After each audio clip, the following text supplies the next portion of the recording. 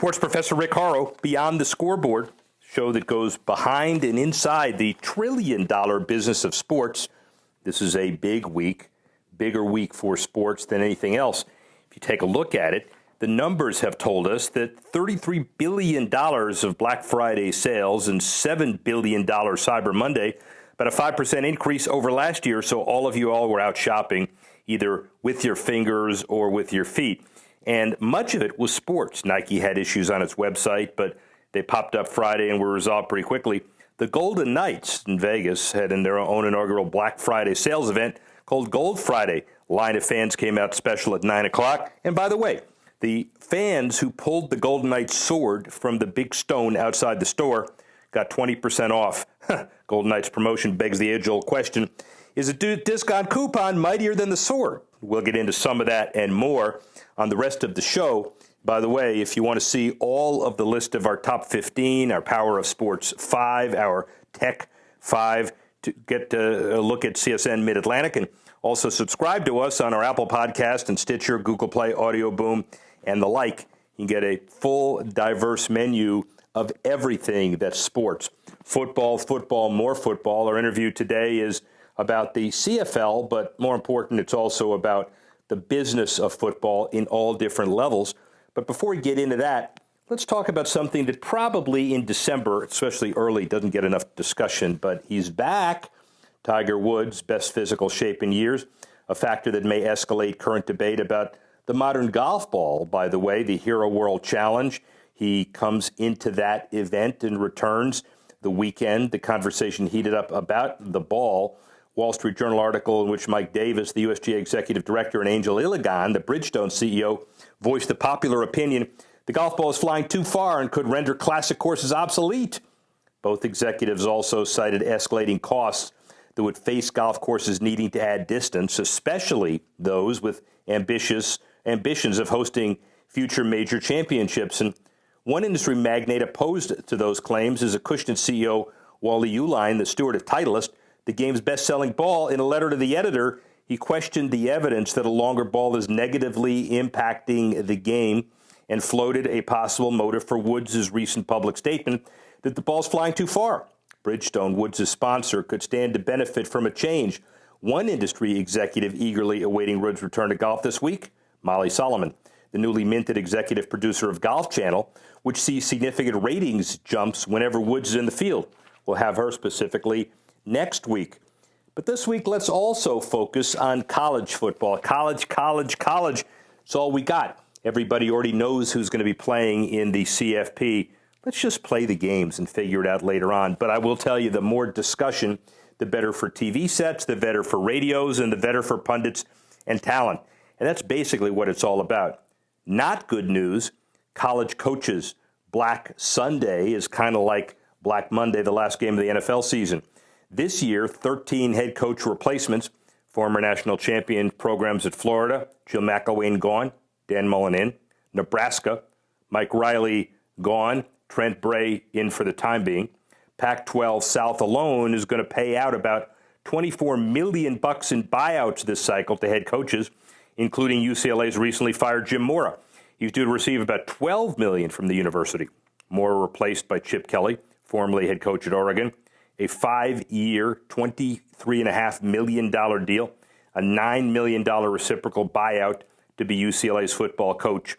17th head coach in a news conference he's announced this week. The bottom line, though, is this. The coaching carousel spins much slower everywhere else, like in Canada. Two-time CFL Coach of the Year, NFL veteran and former collegiate quarterback Mark Trestman just led the Toronto Argonauts from a last place to a Grey Cup championship. He worked with me when he first started. The bottom line was that is the bottom line for all of this. We'll hear from Jim Lawson, the chairman of the Canadian Football League, in a few minutes. And the bottom line for Canada is that football played a little wider, 3 downs, but yet it's big-time football. We'll analyze the differences and the business of it in just a few minutes. College, and more college. Despite losing to University of Pittsburgh this week, Miami on and off the field sizzling hot. Gear sales up all year for the U, especially the turnover chain. 5 companies making T-shirts with the team's now famous turnover chain on them.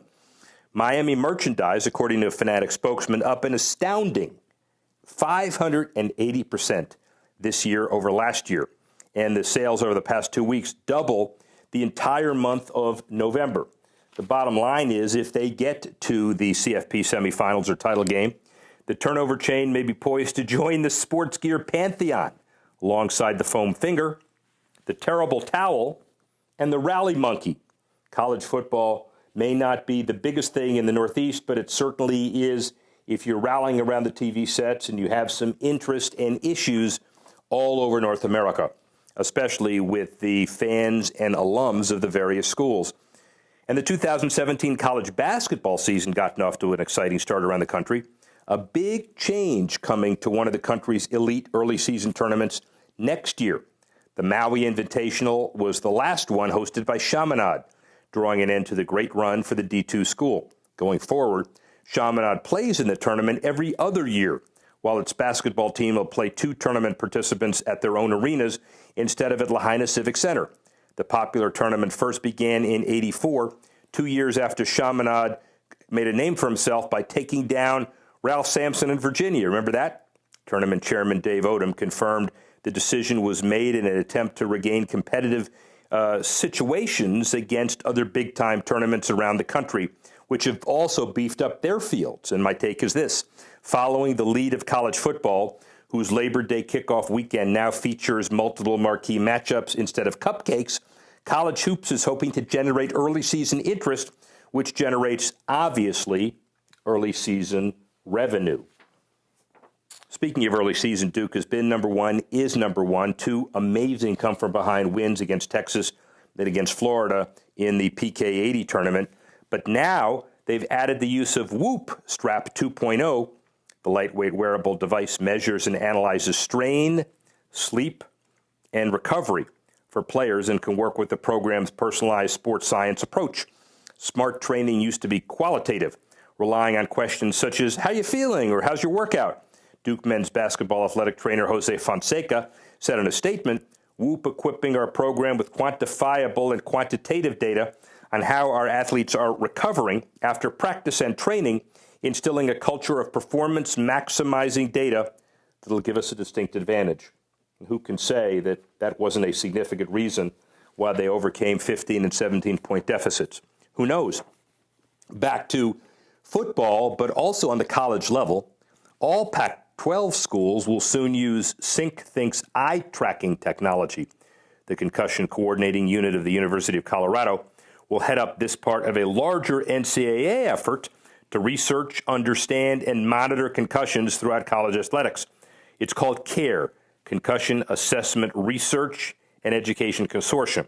They're in partnership with the Department of Defense, and the Concussion Coordinating Unit leads research to create baseline and post-injury testing practices for student athletes across all sports.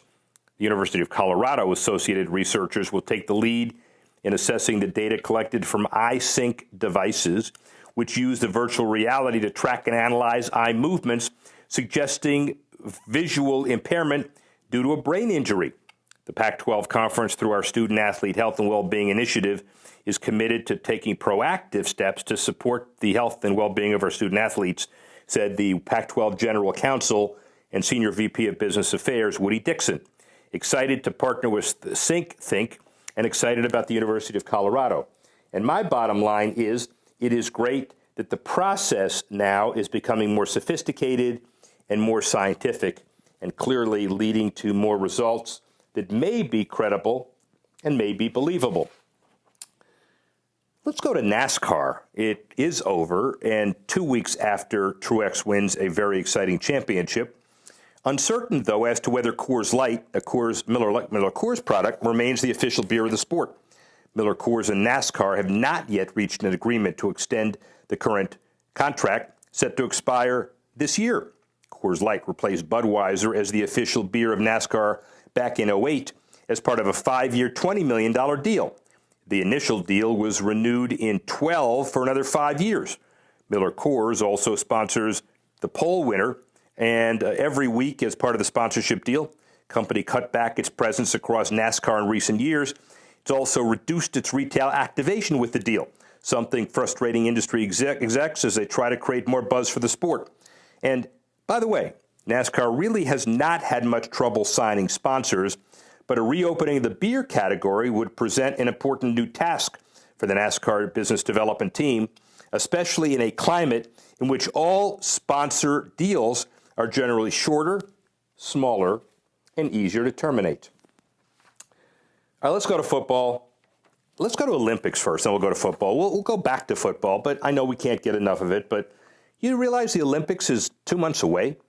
In Korea, by the way, the ticket sales for the Winter Olympics, they're not good. Foreign and domestic ticket sales lagging 41% of the organizers' sales targets as of mid-November. Sales among South Korean residents notably weaker than those by international tourists. Travel agents said that factors ranging from fears about North Korean aggression to the absence of NHL players to concerns about travel logistics put a big damper on interest. And while South Korean officials, politicians, and organizers repeatedly ensured a safe Olympics, the possibility of a hostile incident looms overhead. And despite the sluggish results thus far, officials are counting on momentum to hold, expecting ticket sales to ramp up in the coming weeks ahead of the opening ceremony. We'll just have to see. The Olympics, by the way, have been iconic and will probably always be iconic, enough so that despite the Winter Olympic numbers in Korea, Salt Lake City working on a bid to host another Olympics. Members of their Olympic Exploratory Committee met for the first time since being formed to assess the possibility of bidding on 2026 or 2030. Remember, they last held the Olympics in 2002, so the region has a good portion of the necessary infrastructure still in place to host the games. We have to nail it, said Fraser Bullock, the committee's co-chair and COO. Nobody around the table wants anything to do with a game that doesn't have a surplus. If we can't get there, we shouldn't do it. We don't want to just break even. And the take is this. Hosting the Olympics in 26 or 30 would cost the community an estimated $1.5 billion, but organizers would need to work on getting that number down to about 1.2 to make hosting realistic. We'll just have to see. All right, now let's go to the NFL. Everybody's talking about it, and here's some of the issues. Jerry Jones, Roger Goodell, here we go again. Roger Goodell was told, or Jerry Jones actually said to no one in particular, he wouldn't sue his fellow owners over the process for extending Goodell's contract, and he's hardly ready, though, to give up the fight.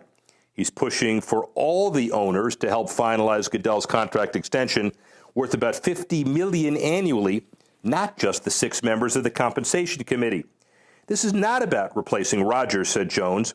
It's a misnomer to say it's payback for Ezekiel Elliott, he also said. It's all about accountability of the commissioner to all of the ownership. While some owners from across the league have voiced their support for Jones and his agenda, the others have been so put off by his antics that a few have called for his resignation. And the issue will surely continue until Goodell's contract is finalized, and potentially even after that. December 13, the next owners meeting. We'll have to see how it all shakes out. Yeah, if we didn't need this again, amidst a season full of drama and headlines surrounding player protest during the national anthem, the NFL could change its player policy on the issue this coming offseason. If players' protests during the national anthem persist through the end of the season, the NFL could revert back to its old policy of having players stay in their respective locker rooms during the playing of the anthem. At this point in the season, it remains unclear whether a change of policy is imminent, but it's certainly being discussed. A source close to the issue said it wasn't sure if a formal vote would take place or not. Most owners would support it, particularly if the players continue to kneel this season. And remember, back in 2009, the policy in its current form was revised to bring athletes and coaches onto the sidelines for the anthem, a subtle expression of patriotism and national pride. We need to get back to some statements, certainly sooner than later. And an issue affecting the NFL, but not directly, FanDuel co-founder and CEO Nigel Eccles parting ways with the company to form his own esports venture. Recode is the company, and the proposed FanDuel DraftKings merger held up. Eccles leaves. Under the initial agreement, he was supposed to be chairman of the joint venture, but not planning to be CEO. Eccles has not made clear to the public his new esports company, other than note his excitement about joining the industry. Traditional sports are in a harvest mode, he said. Esports in a growth mode. Esports gained mass popularity around the world in recent years. Even Olympic officials are looking at it. It's a mature industry in sports. Esports, though, a new frontier, and one that's particularly attractive to millennials and generations who are following them. We'll just have to see what happens with esports and certainly how the NFL may be involved. And finally, with the NFL, the Jets pledged more than 360 video content to engage fans. 360, a technical advantage when you go to the games. The Jets are doubling down on 360 video and ramping up off-season content as the team works to produce multi-year storylines across digital properties to keep fans engaged in between games and in season. The team, he said, is focused on great storytelling unique to the Jets that touches on a wide range of characters, from its cheerleaders and players to the fans themselves. And my take is the NFL better continue with those kinds of things to take the focus off of compensation, protest, and other issues. Again, we'll see an exciting December, everybody hopes, and even more exciting January and beyond. We had an exciting weekend in Ottawa. The 105th Grey Cup played in Ottawa, the home of the Red Blacks. They were near financial despair a couple of years ago. The league was teetering. The Western Conference teams are basically community-owned. The Eastern Conference teams needed some money. Along comes Jim Lawson, a Toronto corporate M&A lawyer and chairman of the board. The commissioner basically reports to the board of directors. So you could say Jim Lawson is the most powerful man in the CFL. He just presided over a heck of a Grey Cup, Mark Trestman winning, as we said, again, and a last-minute field goal seals the victory. Clearly a big event in Canada, a stabilized CFL. Why is it different? What are the differences? What are the similarities? Here's Jim Lawson to explain. Sports professor Rick Horrow, Beyond the Scoreboard, Inside the Boardroom, the 10th annual Primetime Sports Conference. It gets better every year, obviously, because it's always diverse. It's hockey because it coincides with the Hockey Hall of Fame and Gary Bettman and Bill Daly, and they're all here.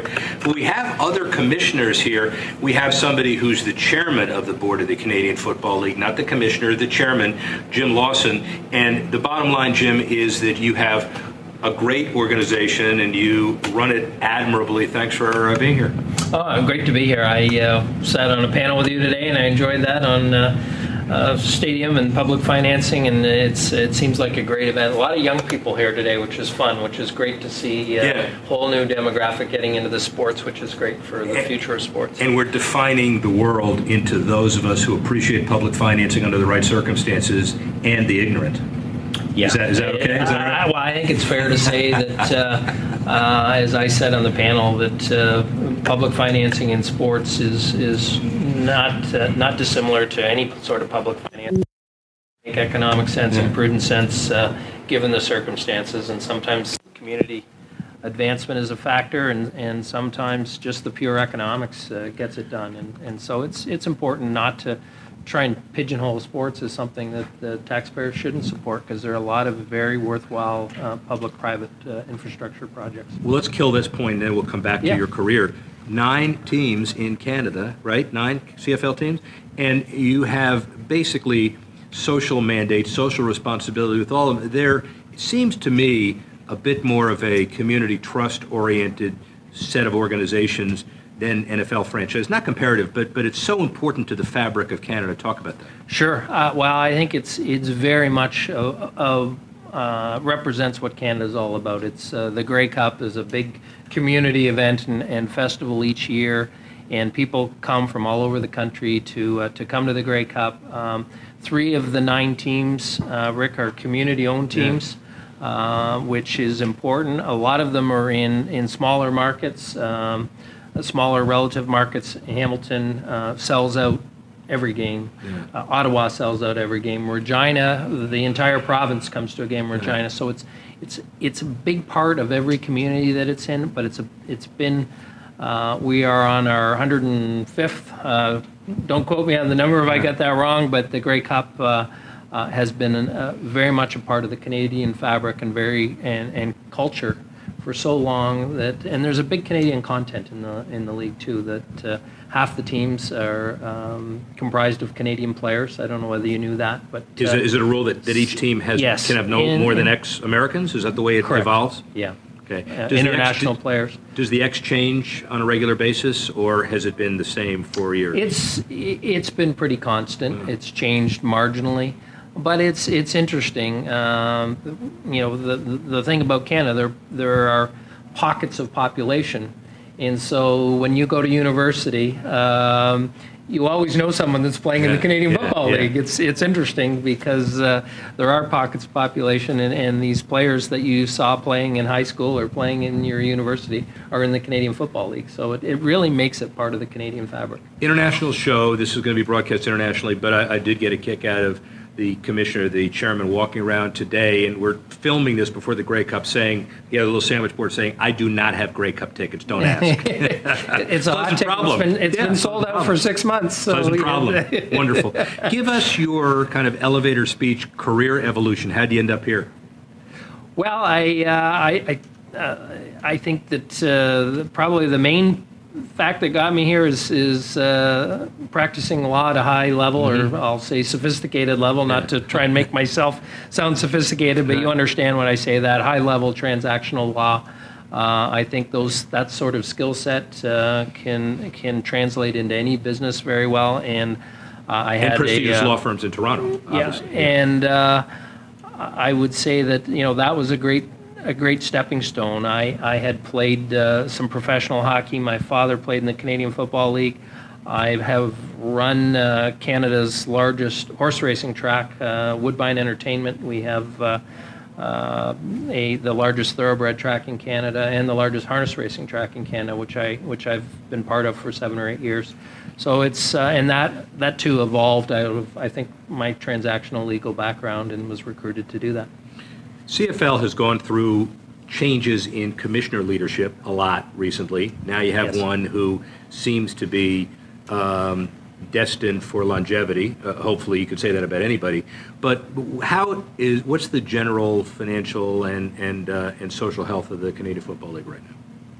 It's very good in this sense. You start with the fact that our infrastructure is so strong. We have new stadiums literally all across the league, and I think that's just a huge plus for the future of the league, that there's been investment by the owners and the communities in the new stadiums, which bodes well. The league is in a healthy place today in terms of its quality of play, the way it's being run. We have our challenges in the Toronto market, which are well known, and I would attribute that mostly to just a market where there's so much competition.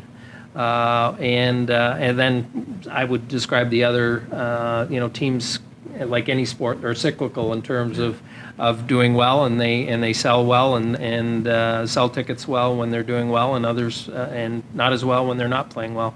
But looking forward, we're in a very healthy place, I would say, in the sports world. For the CFL, it's about bums and seats. Yeah. We have a television contract with TSN, and I think the magic in those broadcasting relationships these days, and I'm sure you spend a lot of time thinking about it or talking about it in your class and in the work you do, is that new generation and how they consume sports. Just the digital media world and but you all are adapting of sports. You're adapting very well to it, and we're moving in that direction. We have to, but it's difficult. And one of the biggest issues in sports is, how do you get paid for your content you put on the show, and make sure you get paid for it. And that's something that we're spending a lot of time thinking about as we look forward about getting paid for our content. How much of the kind of nationalistic spirit pervades the CFL from a branding perspective? You're stable. You've been in existence for over 100 years. How important is that to Canadians? I think it's critical. It does vary somewhat by market, but it really is when you're a Canadian, you're very proud to say you're a fan of the Saskatchewan Roughriders, or you're a fan of the Montreal Alouettes. It's a great sense of pride. And as I say, every year at the end of November, beginning of December, the league comes together, and it's a great event, and it's a big source of pride. Everyone. Not everyone, but majority of Canadians can boast, as I said earlier, that they know someone who played in the CFL, and it's a big source of pride for them. One of my good friends, Mark Trestman, one of his proudest moments was winning those Grey Cups in Montreal, and he wouldn't trade that for the world. Well, and he's got a chance. He's come back, of course, and coaching the Toronto Argonauts, and they're in the Eastern Final this year, and he may get another chance. Well, we'll see. We'll don't bet against that guy. I can tell you, don't bet against that guy. Smart guy, studious guy, tremendous intellect, and obviously smart guy. From your perspective as well, Toronto in the Buffalo Bills region, NFL, CFL. What's your working relationship with the NFL right now? And I know the Toronto piece is only one small piece, but your broad working relationship with the NFL.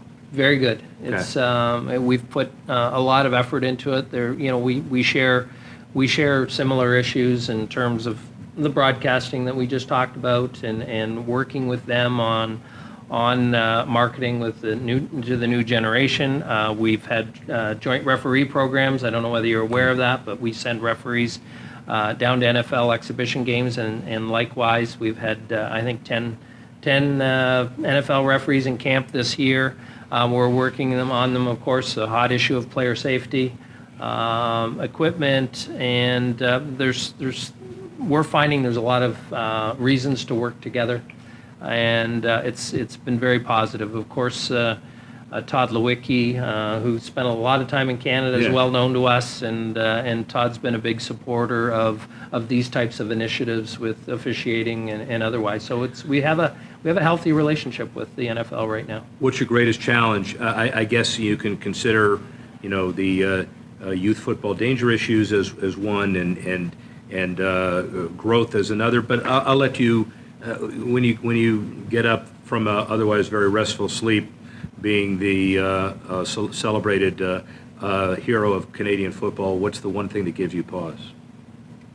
Well, I think it's there are probably a couple things. I don't want to evade your question, but it's just the competition in terms of making sure that football stays preeminent as a sport that youth play. Yeah, that's good. I think that's probably one of the critical factors. There's so many, and a lot of it's for economic reasons. I mean, and both in Canada and the U.S., when you see the number of youth now playing soccer, playing field lacrosse, playing baseball, playing basketball, we have moved a little bit away from the heavy capital, heavy equipment sports. Hockey is struggling somewhat for those reasons in Canada, and so it's just the cost of some of these sports. So that's a concern, and I guess the second concern we touched on earlier is just in the case of football in Canada being a Gates-driven league with big screen televisions and watching games on mobile apps. It's another big concern as we look forward and saying, where's sports, in particular a game that's played outside in the fall in Canada, where's that going to be 20 years from now? I think you should open up the offense, have 12 guys, have a wider field, and only have 3 downs. Oh, you already did that. Oh, sorry. All right, I'll come up with some other ideas. 5 years from now, where is the CFL and where is Jim Lawson? Well, 5 years from now, I think the CFL continues to increase its footprint through digital media and broadcasting. I think it's a key. We are going to continue to take advantage of these new stadiums. I think the world of sports marketing has become focused, and I think the teams and the ownership and the leadership in the league is up to that challenge. As for me, I love the league. I grew up in the league. My father played in the league, and I think there's a great ownership group, which bodes well for the future of the league, and I hope I can be part of it. A great ownership group is great, but a great chairman that runs that ownership group is even better. Jim, thank you very much. Okay, I enjoyed Really it. Thank you appreciate very it. much. Thank you. Ladies and gentlemen, Jim Lawson, Rick Horrow, Beyond the Scoreboard. Be back in a few minutes. Well, thank you, Jim Lawson, and thank you from the Canadian Football League perspective. Let me just give you a couple of other international sports to tell you that we're not alone in this world. A British teen wins the Pride of Sport Award. Isabel Wheel, presented with the Young Achiever at the Mirror's Pride of Sport Awards. She had multiple organ failure and collapsed of a heart attack when she was 7. After doctors discovered that she had contracted meningitis, she had to undergo a quadruple amputation, losing primary function in all 4 of her limbs. 7 years later, the 14-year-old is one of the country's most talented trampolinists and a national trampolining champion. She also runs a successful YouTube channel where she showcases her trampolining skills, makes up tutorials, and gives them around the country, and carries out challenges. She hopes her story will inspire other children to overcome adversity and achieve whatever they desire. Got to tell you, the power of sports is huge. We talk about a number of topics we can select from. That has to be the best. Well, that's it, ladies and gentlemen. Thanks a lot. Next week, we'll be that much closer to see who goes to the college football playoff. We'll focus on NHL and NBA that we didn't focus on this week, but I think we're all focused on football. After Turkey is done and Christmas is ready, holiday season abounds, and we'll join you next week when once again we go Beyond the Scoreboard.